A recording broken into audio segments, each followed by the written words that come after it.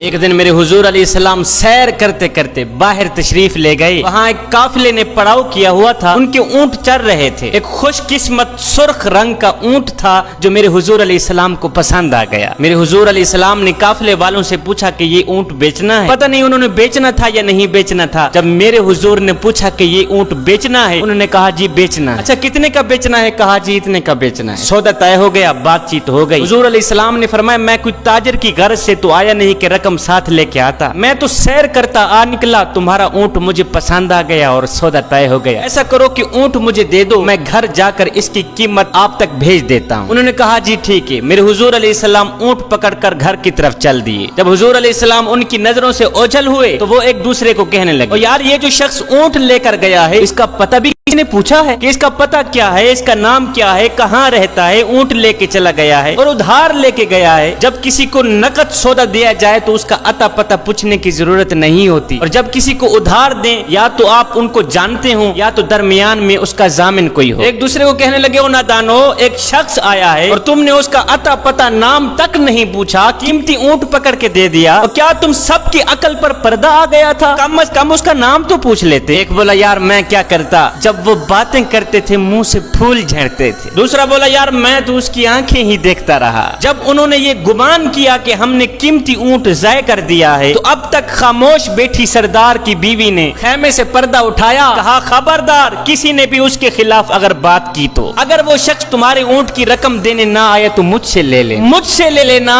میں اس شخص کی ضامنہ ہوں۔ انہوں نے کہا اچھا تو اسے جانتی ہے؟ کہا نہیں میں بھی نہیں جانتی۔ کہا جب جانتی ہی نہیں پھر ضمانت کیسے دے دی؟ کہا جب تم سودا کر رہے تھے تو میں خیمے کے اندر سے دیکھ رہی تھی کہ جس کا چہرہ اتنا خوبصورت ہو وہ جھوٹ بولتا ہی نہیں، وہ دھوکہ دے ہی نہیں سکتا، ابھی تمہارے پیسے آنے والے ہیں۔ تھوڑی دیر گزری ہی تھی کہ میرے حضور علیہ السلام کے غلام آ گئے پیسے لے کے۔ کہنے لگے کون ہیں وہ لوگ جس سے ہمارے آقا نے اونٹ خریدا ہے؟ کہا جی ہم لوگ ہیں۔ صحابہ نے کہا یہ لو تمہارے اونٹ کی رقم، یہ لو تمہارے اونٹ کی قیمت۔ انہوں نے کہا بھائی قیمت بعد میں دینا، پہلے یہ بتا کہ وہ محبوب رہتا کہاں پہ؟ صحابہ نے کہا سامنے مدینے میں اس محبوب کے ڈیرے ہیں۔ کہا پھر رقم بھی اپنے پاس رکھو، اونٹ بھی اپنے پاس رکھو، ہمارے دل بھی اپنے پاس رکھو، ہمیں تو اب دن رات اس محبوب کا دیدار ہی چاہیے۔ ہائے میرے حضور کی صورت ہی کیا دیکھی، اونٹ بھی بک گیا، خود بھی بک گئے، سارا کا سارا قافلہ مسلمان ہو کر حضور کی غلامی میں آ گیا۔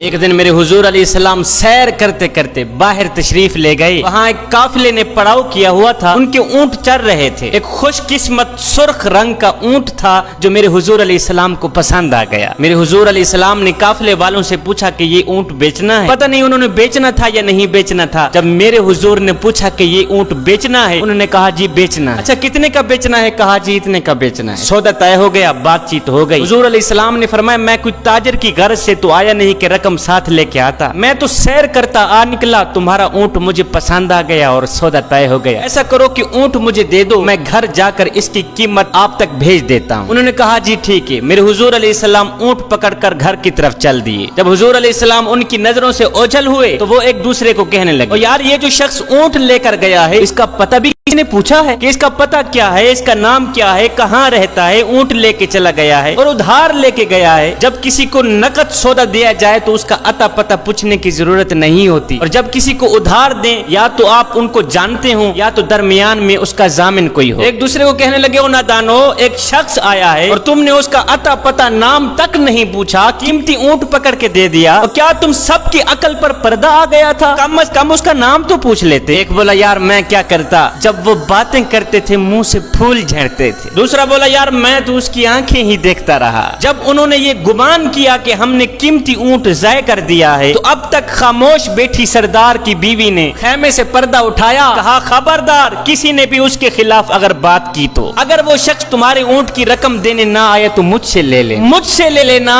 میں اس شخص کی ضامنہ ہوں۔ انہوں نے کہا اچھا تو اسے جانتی ہے؟ کہا نہیں میں بھی نہیں جانتی۔ کہا جب جانتی ہی نہیں پھر ضمانت کیسے دے دی؟ کہا جب تم سودا کر رہے تھے تو میں خیمے کے اندر سے دیکھ رہی تھی کہ جس کا چہرہ اتنا خوبصورت ہو وہ جھوٹ بولتا ہی نہیں، وہ धोखा दे ही नहीं सकता, अभी तुम्हारे पैसे आने वाले हैं। थोड़ी देर गुजरी ही थी कि मेरे हुजूर अलैहिस्सलाम के गुलाम आ गए पैसे लेके। कहने लगे कौन है वो लोग जिससे हमारे आका ने ऊंट खरीदा है? कहा जी हम लोग हैं। सहाबा ने कहा ये लो तुम्हारे ऊंट की रकम, ये लो तुम्हारे ऊंट की कीमत।